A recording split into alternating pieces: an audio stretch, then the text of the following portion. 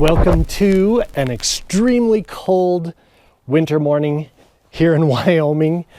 Today we're going to talk about 7 basic hand strikes that we use in the white crane system of Kung Fu.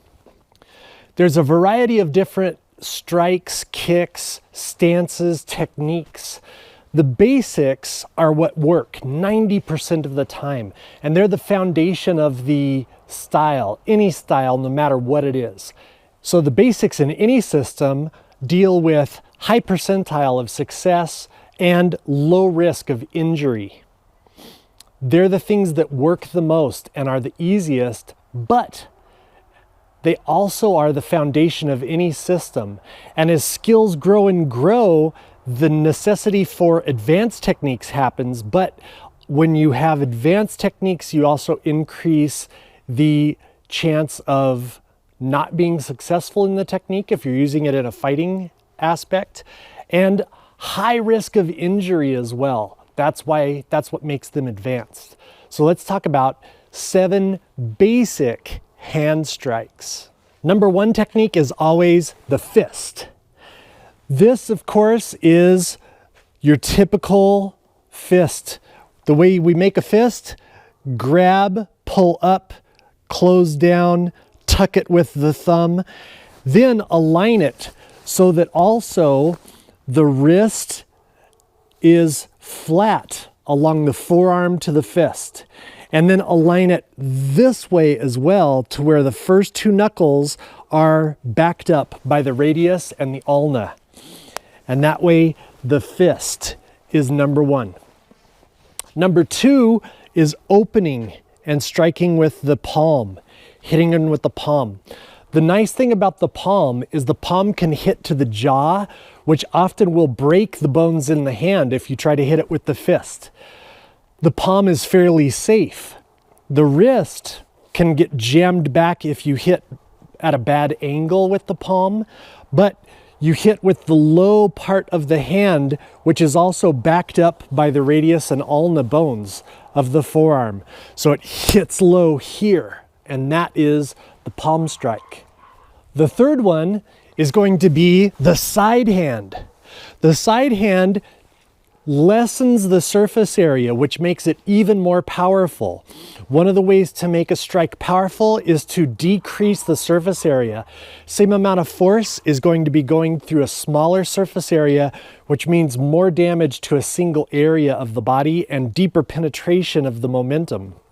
The side hand can't be completely backed up by the radius and ulna, but one of the big mistakes with the side hand is people hit way up here high, which is all vulnerable. Just like with the palm thrust, it's all vulnerable up here.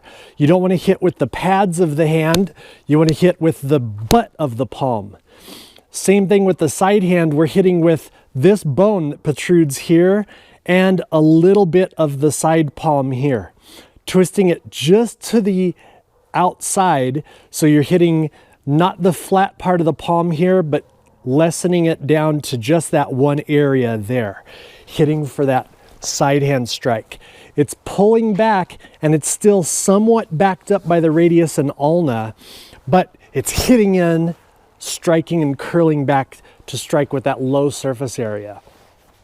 The fourth one we're going to be doing is the back fist, striking in that way. It's a swinging strike, like similar to a hook, but shifting backwards, shifting out, swinging out, like opening a door real quickly.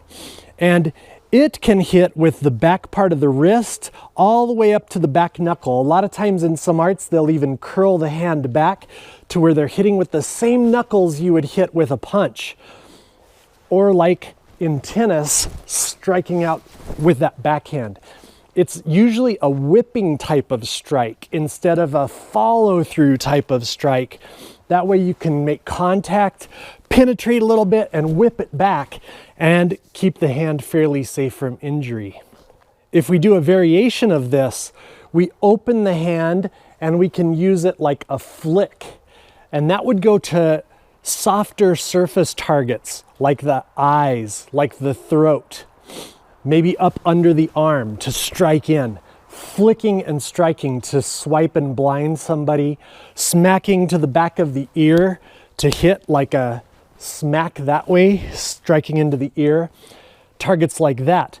The crane uses that real frequently, even as a defense, if a punch is coming in, to block it and then come back with a defensive stance. So the flick is another one.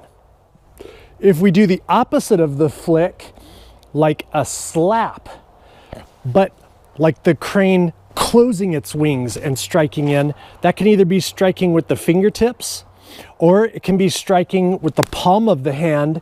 It's different from a palm thrust because it circles around. It's kind of like the inside smash in the kicks, circling in and smacking. Again, that can go to ears, temples. It can go to harder surface areas like the head, striking in anywhere to the arms to create just a little bit of concussion to make muscles start to get seized up and cramped. And number 7 is the 5-finger beak, where we curl around the little finger and have 4 fingertips there exposed to strike. Again, that goes to small surface areas like the eyes, or we can hit with this circle here as well to strike into the ears, down to collarbones, striking into the neck, the throat, areas like that. Also using it to hook as strikes come in, hook and pull strikes out of the way and shift to another hand position to strike into a vulnerable target.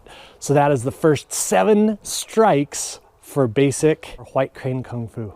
Keep up the good training. Thanks again for watching the video, and I'll see you again soon.